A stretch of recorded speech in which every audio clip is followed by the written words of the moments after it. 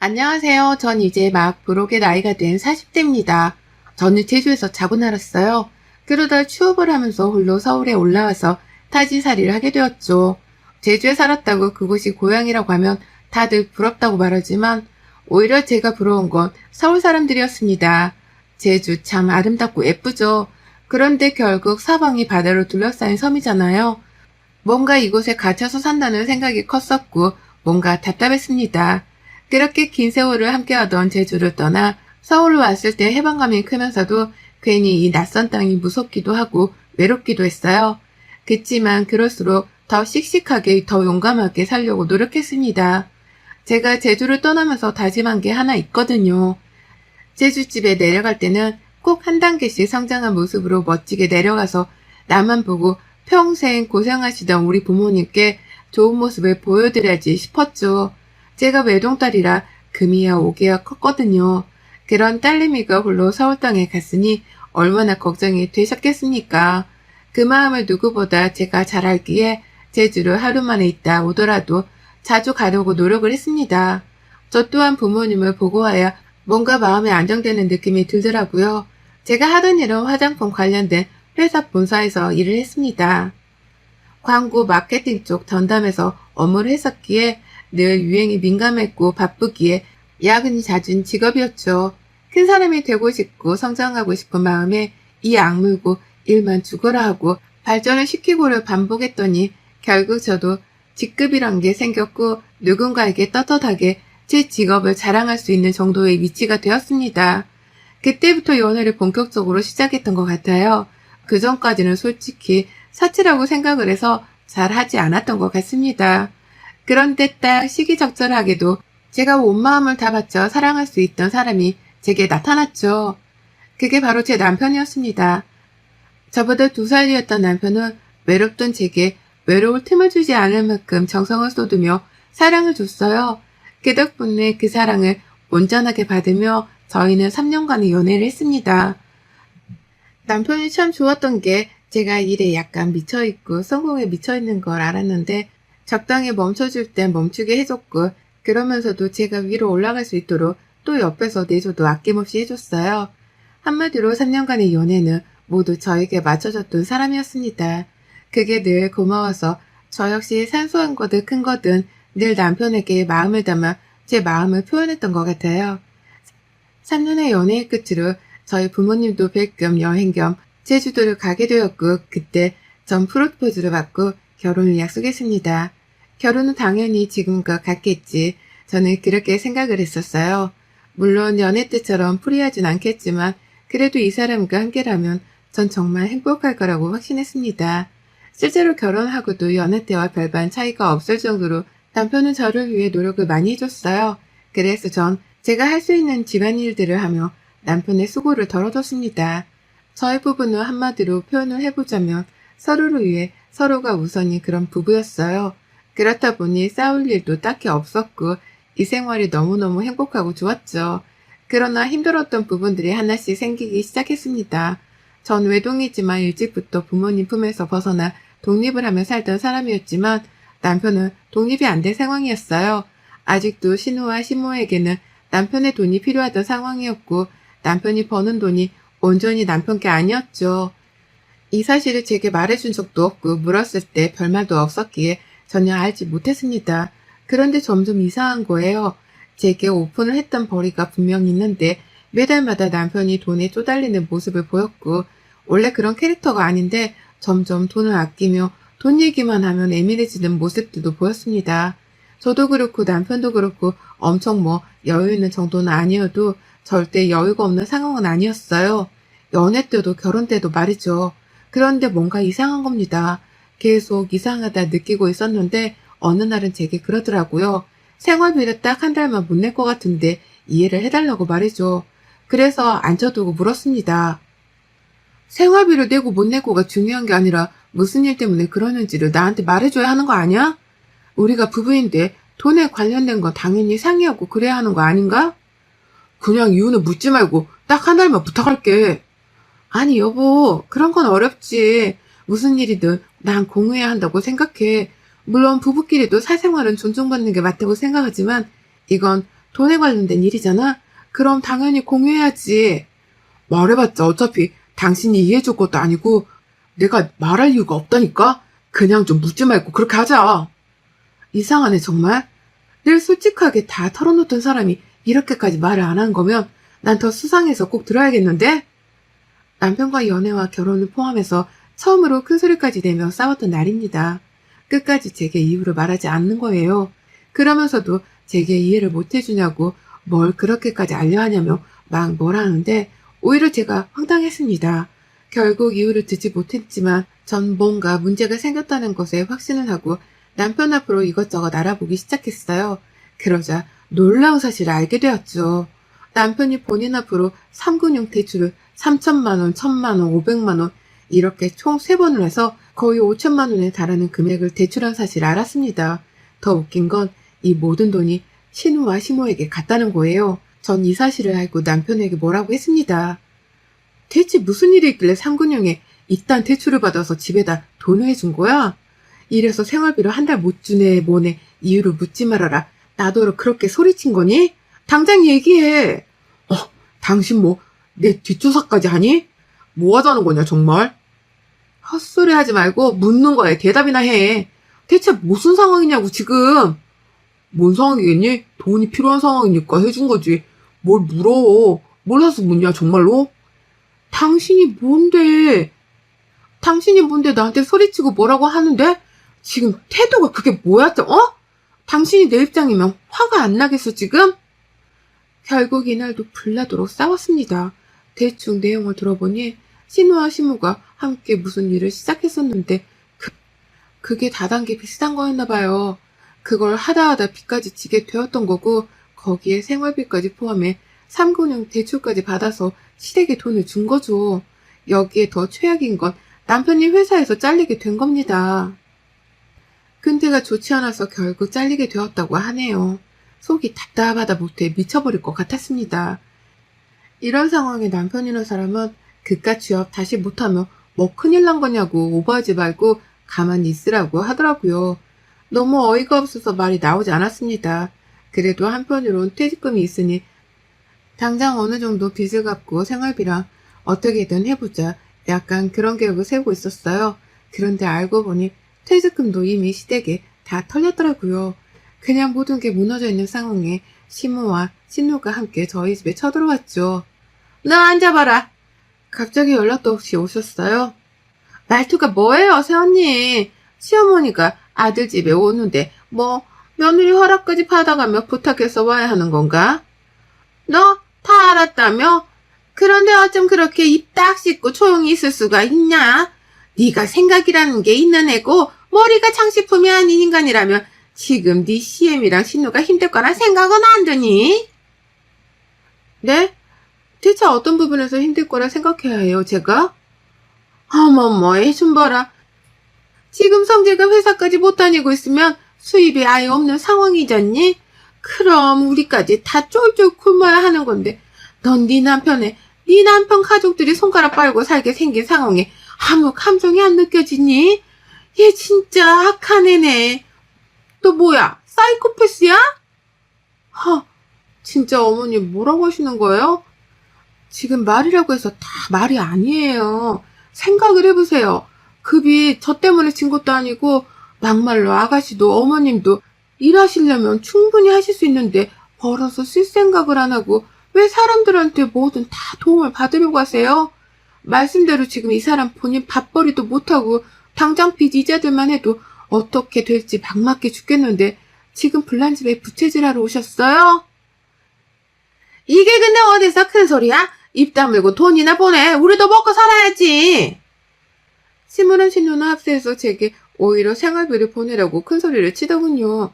살다 별의별 일을 다 겪구나 싶었습니다. 시댁거들이 다녀간 후 한동안 아무 말도 하지 못했던 게 너무 어이가 없어서 말이 나오지 않았죠. 남편은 제 눈치만 슬금슬금 보면서 취업을 한 해 만에 하며 컴퓨터를 붙잡고 이력서에 자기소개서를 고치고 있었습니다. 그 모습을 보다 모든 분노가 한꺼번에 확 올라와서 저 남편에게 딱 질렀어요. 지금 당신 수준에 무슨 회사를 들어가. 제 취직은 꿈도 꾸지 말고 막노동을 하든 뭘 하든 당장 돈 많이 벌 수 있는 일 찾아서 당장 내일부터라도 해. 아, 들었잖아. 당신네 가족들이 돈 내놓으라잖아. 일해. 당신이 직접 일해서 빚이고 뭐고 다 알아서 해. 난 죽어도 한 푼도 보탤 생각 없으니까. 아니야. 화나는 것도 알겠고 다 알겠는데 당장 내가 하던 일이 있는데 그거 말고 딴 걸 뭘 하겠어.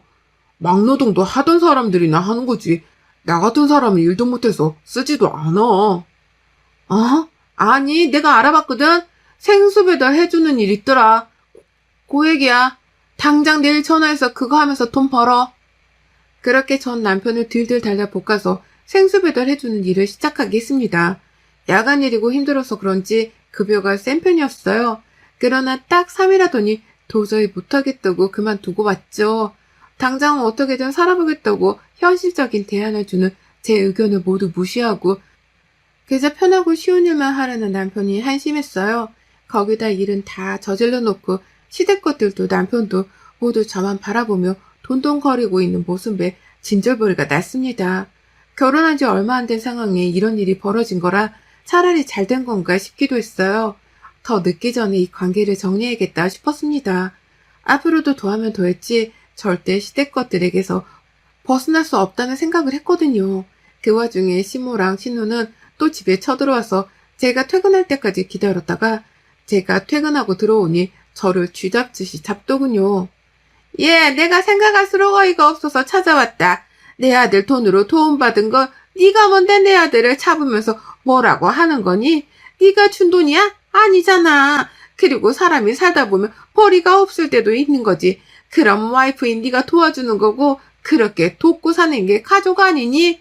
이 남편 가족 아니냐고. 어머님, 제발 그만 좀 하세요. 그리고 이렇게 무작정 집에 찾아오지 좀 말아주실래요? 저 너무 불편하고 싫거든요. 그냥 별로 대화하고 싶지도 않으니 어머님 아들이랑 얘기해서 알아서 하세요. 말씀대로 전 돈 한 푼 보탤 마음 없고 매정하고 독한 년이니 그렇게 아시면 될 것 같은데 왜 자꾸 찾아와서 이러세요? 뭐야? 말하는 싸가지 좀 봐라. 아주 넌 돈 몇백도 도와줄 여력이 없냐? 거지 새끼도 아니고 겨우 몇백 좀 몇 달만 도와달라는데 그거 그렇게 싫어서는 벌벌 떠는 꼬라지가 아주 딱 거지 새끼가 따로 없네. 진짜 거지가 저더러 거지 새끼라고 하니 묶여서 말이 안 나오네요. 예, 저 몇백도 못 도와드리는 거지 새끼니까 그냥 가시라고요. 이 말 끝에 시모는 흥분해서 제 머리채를 잡으려 했고 전 손에 들고 있던 쿠션을 시모에게 집어던지며 말했습니다. 경고하는데 어머님도 아가씨도 저한테 함부로 하지 마세요. 그쪽들이 아무리 이 사람 가족이라 해도 저한테 함부로 대할 자격 없거든요. 그리고 저 또한 참을 만큼 참고 인간 대접해주려 노력 중이니 선 넘지 마시고요. 이 이상으로 더 하시면 그땐 저도 그쪽들 사람 취급 안 해요. 아시겠어요? 당신 가족들 좀 집에서 나가게 해줄래? 시끄러워서 쉴 수가 없네 진짜. 전 그 후 방에 들어와서 들으란 식으로 노래를 아주 크게 틀어두고 개운하게 씻고 나왔습니다. 그리고 그냥 변호사를 찾아가서 이혼 준비를 해야지 결심했어요. 저도 갈 때까지 갔다는 생각이 들었고 저 사람들에게 더 이상 인간 대접을 해줄 이유도 자신도 없었습니다. 그런데 불행은 한 번에 물밀듯 밀려오는 건지 제 발목을 딱 잡는 일이 생겼어요. 한동안 스트레스를 너무 심하게 받아서 생리를 안 하는 거라 생각했는데 혹시나 해서 테스트기를 해보고 병원까지 가보니 임신을 했다네요. 정말 모의로 했습니다. 아이가 제게 와준 건 너무 기뻤지만 왜 하필 지금 이 순간일까 싶었어요. 그치만 금세 마음의 정리를 했습니다. 이혼을 할 거고 아이의 존재는 우선 모른 척 숨겨야겠다고 말이죠. 아이가 생겼다는 걸 알면 이혼이 쉽지 않을 것 같았거든요. 결국 변호사를 찾아가 모든 상황을 의논했고 준비를 했습니다. 전 저대로 이혼 준비를 철저히 하며 남편에게 임신 사실을 숨기며 살고 있었는데 결국 남편에게 임신했다는 걸 걸리고야 말았어요.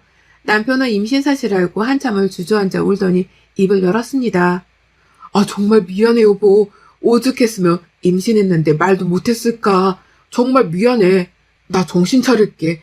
당신 말대로 내가 지킬 가족은 이제 당신이랑 얘기니까 엄마랑 희재도 알아서 살도록 내가 잘 정리할게. 그리고 생수 택배 그거 다시 할게. 아니 그러지 마. 있지? 난 당신이랑 이혼할 거야. 그만하고 싶어. 이 관계 제발 멈추자. 날 위해서, 아이를 위해서 그렇게 해줘. 양육비고 뭐고 당신 너 알아서 잘 살아. 얘는 내가 알아서 책임지고 키울 거니까 딱 하나만 약속해줘. 평생 당신이 아빠란 사실만 아이한테 알리지 말고 그냥 죽은 아빠처럼 그렇게 살아줘라. 그런 말이 어딨어, 여보. 그래, 실망한 거 알아. 다 이해해. 그치만 한 번만 날 믿어주라. 그 후 남편은 바로 생수택배 일을 바로 시작했고 하루가 다르게 살빠지게 보일 만큼 열심히 하더군요. 집에 와서는 제가 집안일을 할까봐 미리 알아서 청소고 보고 다 해두고 말이죠. 저희 부부는 대화는 없었지만 그저 남편이 노력하는 모습만이 보이는 그런 상태로 살고 있었습니다. 저 역시 바보 같지만 흔들렸어요. 뱃속에 있는 태어나지도 않은 이 작은 아이가 너무 안쓰러웠고 제발 남편만 정신 차려주면 괜찮을 텐데라는 미친 희망과 기대를 한 것 같습니다. 그렇게 결국 남편의 노력에 못 이기는 척 우선은 살았어요.